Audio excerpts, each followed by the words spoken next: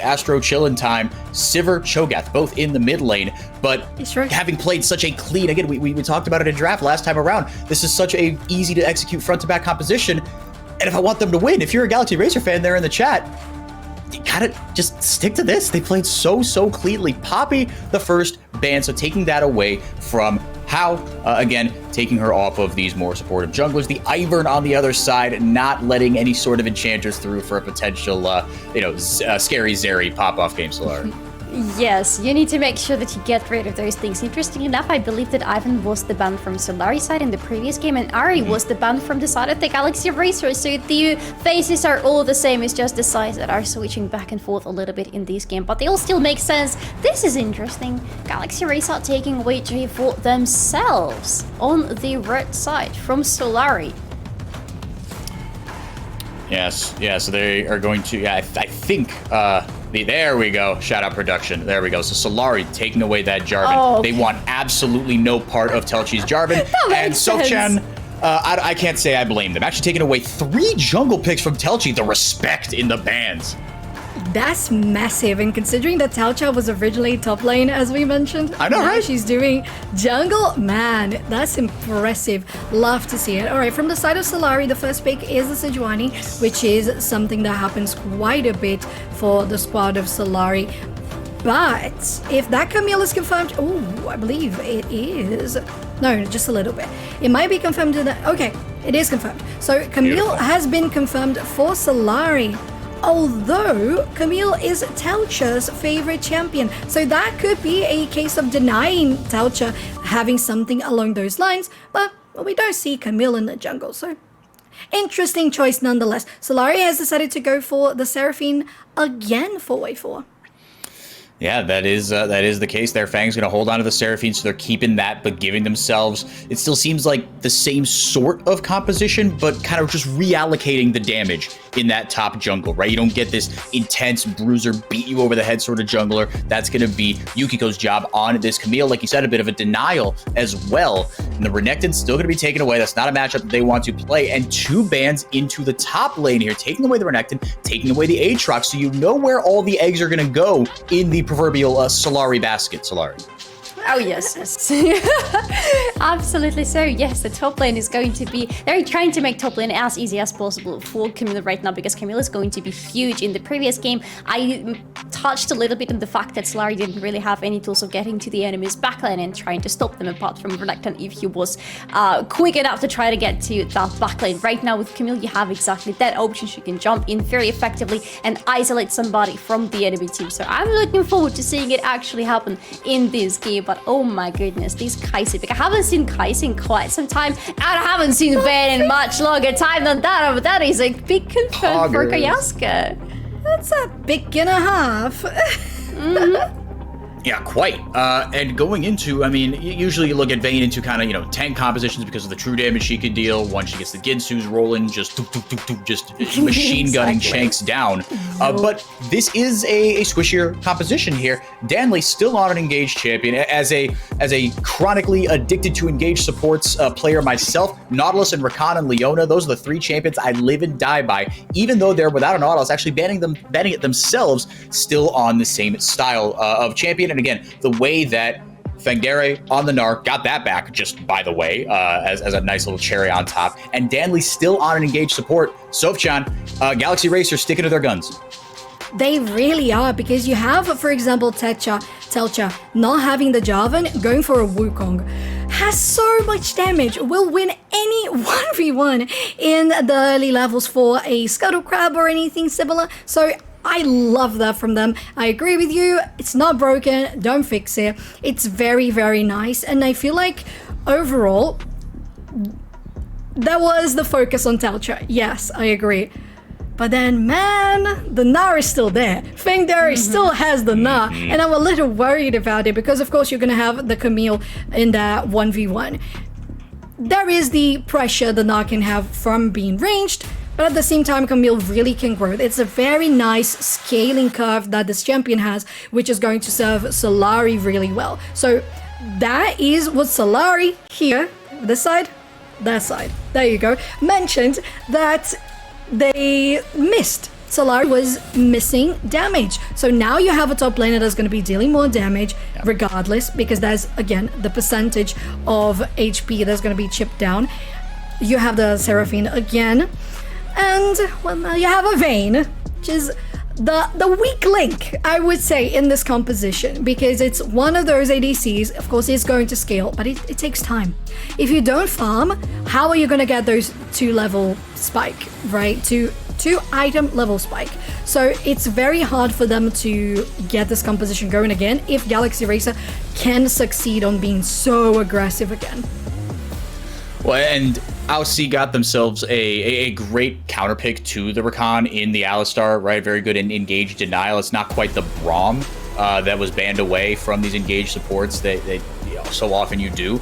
But I'm fascinated to see where this is going to go, because this Solary composition, it has a bit more shades of the, it's just a much more easy to execute composition. Again, you've got a lot of physical damage, but you've got a lot of magic damage as well. And in the mid game is really where you're looking for this composition to start spiking. Sofchan, like you said, the Vayne's going to take a little bit of time. Camille has a very friendly scaling curve, but in the mid game, once that true damage really starts to hit 9, 10, 11, when you get a couple points in that queue, level 2 ultimate, just start praying to whatever deity you do or don't believe in, because it's going to get very, very scary. Solary, back to you. Predictions for this one. I personally really like the adjustments that Solary made, and Galaxy Racer, after a dominant game 1, you're going to make these quick here. Need a prediction from you, and then to Sofchan, and then we'll get into the game. I love the adjustments from Solary. I love them a lot, but I still think the Galaxy Racer are on the momentum right now, and they are really going in with the same idea that helped them secure the first victory, so I would still go with them. This dominant performance in the previous game, I was sold. All right, so Jen, what do you think?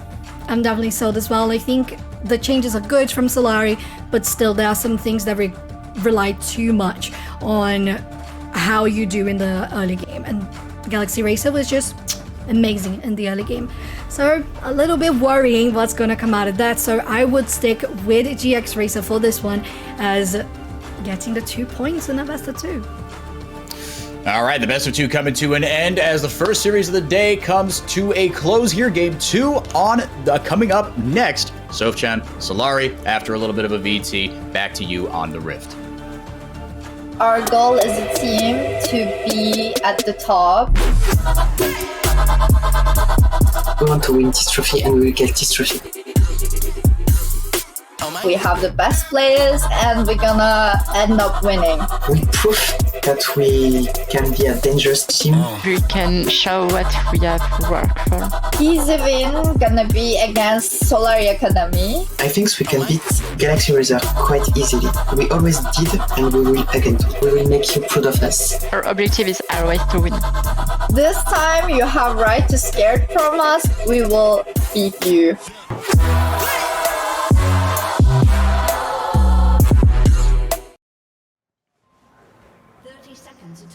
Welcome into the Rift, back again with GX Racer versus Solary. Solary now on the Reds side of the map, as Solary, you, right next to me, so things don't get confusing.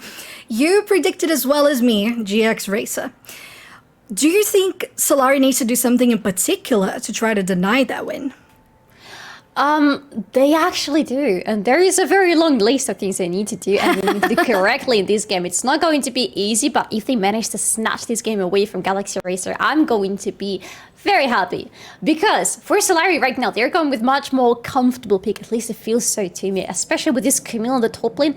I love her much more, and I love her much more into the Gna, because Camille is a much better, you cannot argue with that, she's a much better matchup into Gna compared to Renekton that we saw in the previous game. Camille can follow up on Gna. Camille can bully Gna in the early game as long as he stays in this small Gna form. Camille is a dangerous force to deal with, and she power spikes really early. Just get her to level 6 and get her Divine Sandra, and you are done. She is ready to go and pop off everywhere like the queen she is. But then I'm looking at the bot lane. I'm looking at this Vayne. I know you're not a very big Vayne believer because you think she needs a lot of time, but I think with this pick of Alistar, she should be given enough time, all of that time, because this is the main idea of Alistar. He makes sure that Vayne's farming is as safe as possible, or at least it should be so on paper. This bot lane does not look safe for me whatsoever.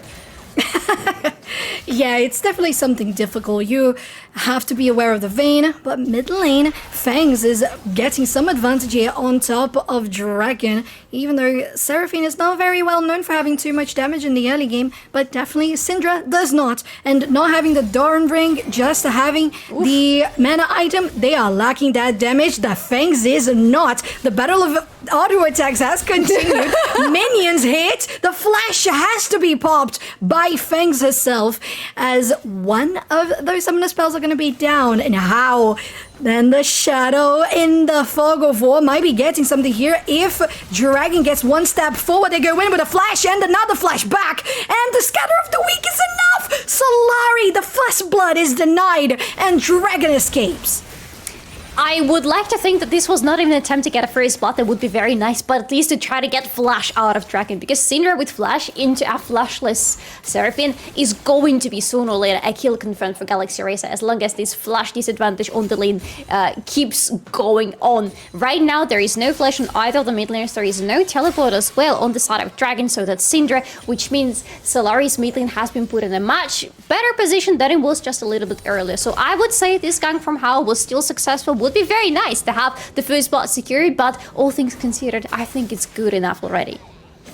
Definitely, I think that's massive for them, especially because we noticed GX Racer being so aggressive in the early game. Having Solary have that place themselves is great for them, especially for boosting confidence for the team. So I want to see that building into what 4x4 said, consistent mid-game. You have a lead, grab onto it. And we see here in the bottom lane, Solary being very careful, freezing the lane, and Feng Derry again, as they know they have the pressure. They gotta also be careful placing a ward here in the tri-bush. So far, from the junglers, aside from the Sejuani, of course, in the mid lane, nothing much happening overall.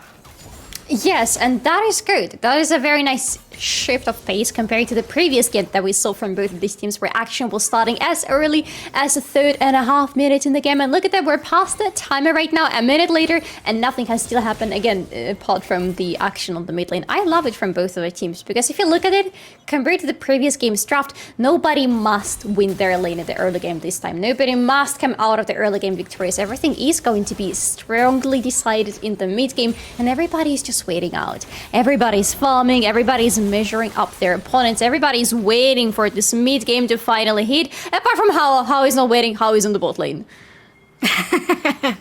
Yes, she is, having been spotted, so great for the side of Solary. They're in a Fog of War. They escape also through the Fog of War, so not being spotted, no pings coming out, so they're gonna have big priority for the first Drake of the game.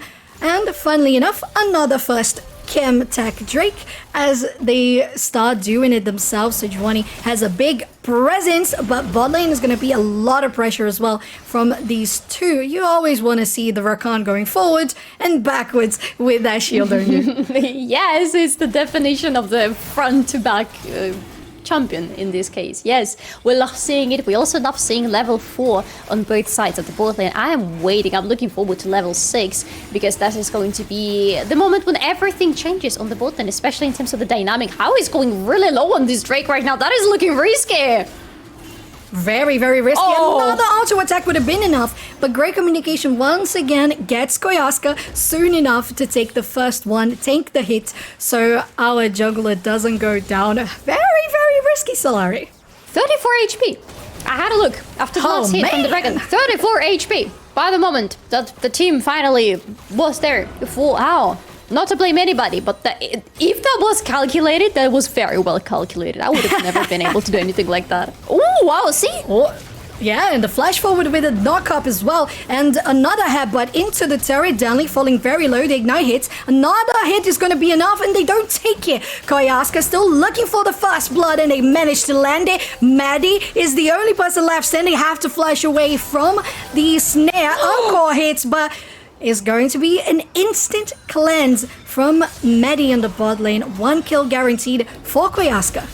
Ooh, but the action on the top lane in the meantime, Yukiko is suffering a little bit. This shield from the passive definitely is going to help in those exchanges, but Camille can only bully Gna as long as it's a small, little, tiny yodel. The moment it gets turned into the big thing, this is when Camille knows she needs to step back a little bit, but right now she will for sure need to step back. Look at the amount of people from the Galaxy Racer team around her top lane right now. This is going to be a tower dive. It's not easy to tower dive Camille, and she definitely is feeling that something is a little bit off, but let's see how it goes. Yeah, 3 people going on to Yukiko. The scatter of the week is just waiting to go up. They managed to land 1 kill. What? No, 1, 2. Oh, it would have been 2 kills. But then it was an execute onto Dragon. They managed to get 2 people down on a 3 people gank. Koyaska running for her life as Maddie's trying to get in range. Deli gets the knock up. No, and a dodge. Incredible. Oh, no, not enough. And then the final range, once she turns there, swerves on the corner. It's gonna be the last hit for Maddie and a kill for the Kaiser. But can we go back to the top lane for a second, Soft, please? Because that was a massive performance from Yukiko. It was a 3-member tower dive, and I said it is not an easy task, and it's not always the best idea to try to tower dive Camille. The only other champion who is worse than Camille the tower dive is probably only On and nobody else. But Yukiko did something incredible with the immediate hackstick ultimatum right onto the enemy, separating them, throwing them away from each other, and after this securing a kill and almost securing a second one, there was still a death right there for Dragon. It was massive, and right now Yukiko is going to be a threat for the enemies because they know they cannot do something like that ever again. Very impressive from the side of Solary, really bouncing back from the previous game. They are now even in gold, even in kills, even in, not even, they are on the lead in objectives, having taken the Chem Tech and the first Herald of the game as well. If we look at all the lanes, all of them pushed. How? Sneaking in the corner. Woof! Oh my god, going up with the ultimate from Sejuani, very aggressive with the Fang Dairy, but Fang Dairy is just flashing away. Nobody has flash. How has a flash, but How is not going to try to tower dive the Mega Gna. This was a very good attempt from Solary, and they are still getting quite a lot with those 3 players in the top lane, but it's not a kill. Not a kill, but you will take the gold, and you might as well take the dive here. Danley is gonna be safe while they try to go for Maddie instead. They are out of the tower range, and a TP coming down from... Oh, from Dragon. Let's go. The Syndra is here. You have a knockback. Danley with the ultimate doesn't quite get the charm onto the enemy bot lane. Solary escapes healthy as hell. This looks so comfortable for Solary right now. I really feel like the change in the draft worked so well for them in this game compared to the previous one, because they're going for much more aggressive moves compared to what we saw from them the previous time. And they are going in, and what is more important, they are getting out, because this really looked like a very dire situation at some point, but this knockback from Vayne from Koyaska definitely was absolutely on point right there. So I love this game. I love it much more than the previous one. It was a great performance from the Galaxy Racer, but this time everybody is standing their ground. This is a 2-2 score at the 10th minute of the game, and the goal difference is tiny. It's around 300-400 between the teams, with Galaxy Racer being ever so slightly in the lead. No, sorry, the other way around. Solary being in the lead. You are on the lead. Yeah. All right, Mega Gna hitting Yukiko back into the turret. They are doing quite a lot of damage on the wave. 2 waves are stacked for that meta. They're going to try to take more platings if they can. Bot lane is going to be Telcha trying to get something, but they have been spotted clearing out the ward. Koyaska clearing the wave, because if something goes on, it might just well happen now, and it will. Our C is going in. Telcha has to try to escape, but it has come to a halt. The Drake has spawned Solary, but the fight has stopped.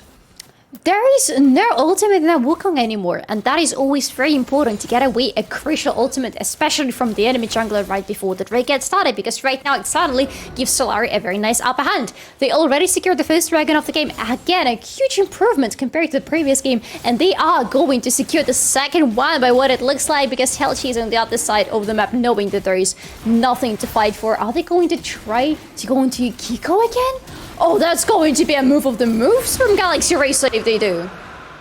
Not barely, not quite just yet, not quite.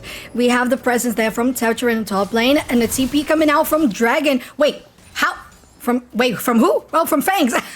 I was like, man, I was sure that Dragon's TP was on cooldown. Speaking of, Hao is here in the bot lane. They might as well get something going. The Glacial Prison hits, and it's an instant cleanse from Vayne. Maddie still, oh my god, has the ulti away. So many shields provided from that and the Rakan. Very well enough to keep her standing. Fangs, though, is going very low on health. The Herald is going to spawn as well. And 4 members now, counting with the Herald, are here in the bot lane. They have their defense against the aggro, and it's a dead Rakan. But at least the Kai'Sa has left. Yes, she's alive, but at what cost? So, have you seen what was happening on the bot lane? There is no summoners available for Kai'Sa. There is no ultimates available, to be fair, for anybody who was there on this bot lane. There is no Rakan available for Galaxy Racer as well, and so many turret plates have been taken away as well. This is a prior for Solary on the bot lane, which is good for them, because this time they don't have any prior on the top lane whatsoever to fight for. Unfortunately, Yukiko, despite having a much better matchup this time on the top lane, Intigna is really suffering quite a lot because of the aggression that Fang there approaches her laning with. On the bot lane, however, for Solary, that is looking good, that is looking promising, and look at the soul. We finally have a good, decent, damaging soul in this game, the Hex Soul.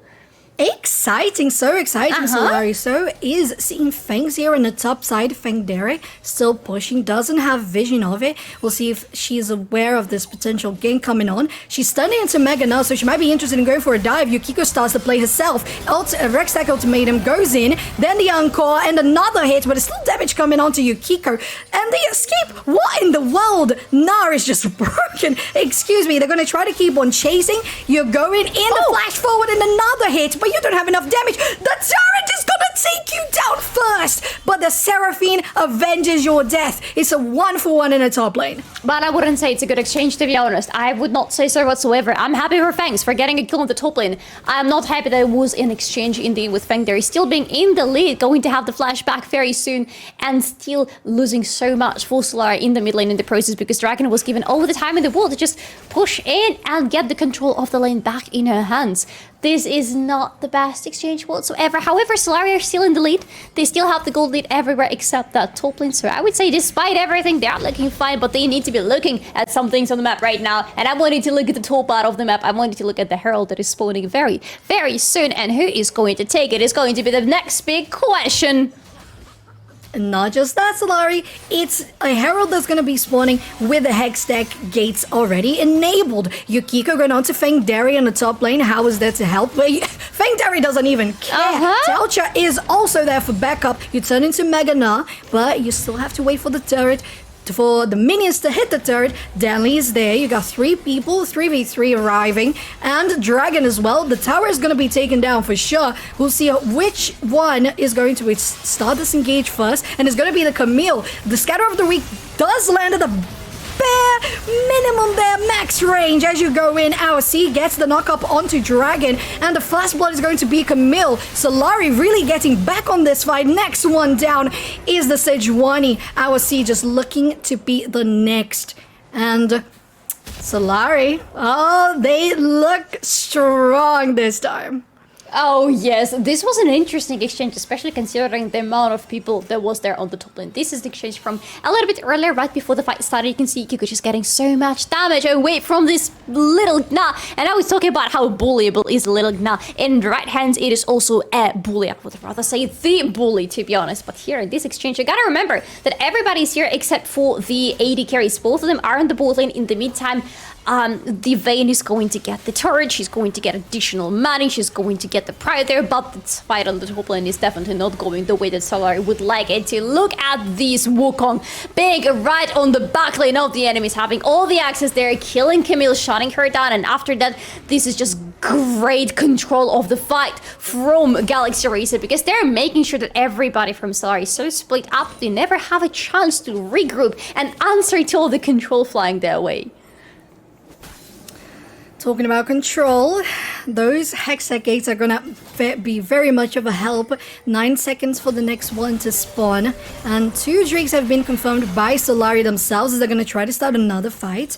But the Rakan is slippery. Fang Dere and the Scatter of the Week directly onto Kai'Sa uses the cleanse, so it's not available anymore.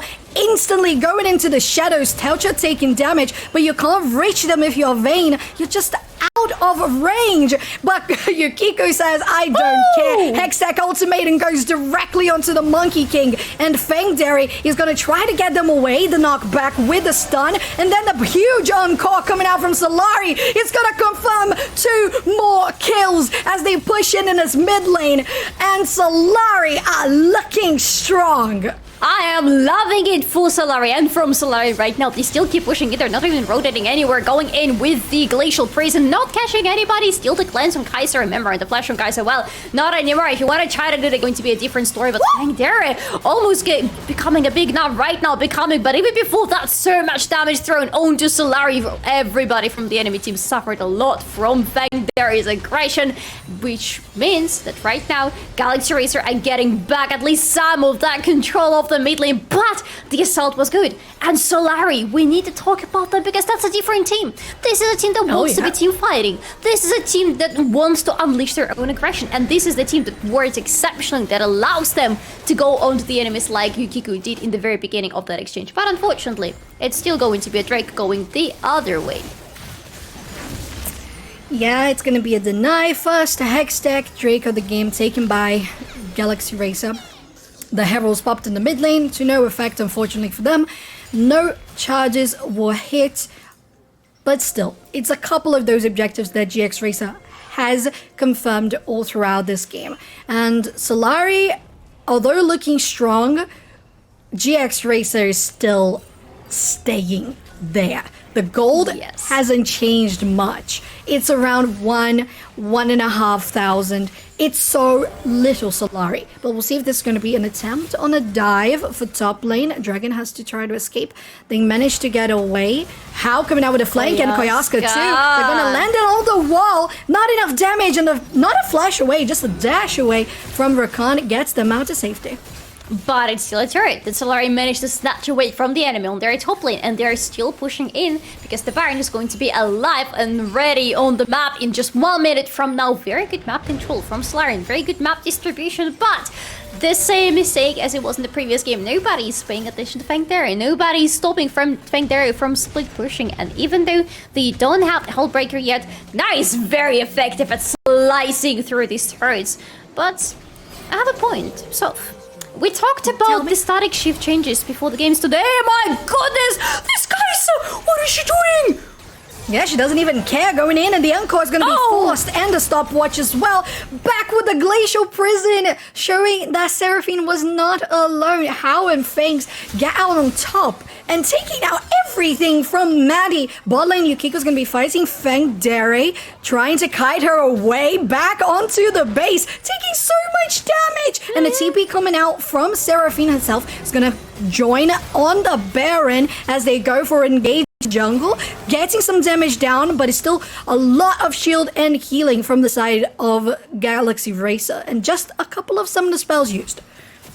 And a quickness removed from Rakan, which is a very important ultimate in the exchanges, in the team fights, potential team fights around the Baron pit that might just happen right now because Solary are taking this Baron right here, right now. The teleport is coming in from the side of Galaxy Racer. The Gna is joining the fight, doesn't have the Mega Gna anymore, so it's going to be hard to engage onto Solary if Galaxy Racer decide to. Remember, they have everybody alive right now, and in the fight with them, Yukiko is jumping in right onto the enemies. A beautiful Scar of the Week coming right in from Syndra, but that is going to be the first kill confirmed for Fangs. Do Solary want to continue? Yes, they absolutely do. A kill for Kayaska onto Dragon. No more Syndra in this fight, and look at that. Nikika had the ultimate all this time. She's jumping right onto the enemies, separating them from each other. Fangdairy is away from the rest of the teammates. It's not too many of them left, but it's one down on the side of Solary. A very good encore coming in. Can they do anything else? Fang says, yes, I can. Confirming another kill onto Kaiser. Is it going to be one more? No, Rakan still gets away. Fangdairy does not, or does get away with a flash. What a fight from Solary. This is a back and forth, but that is a little bit more forth from Solary.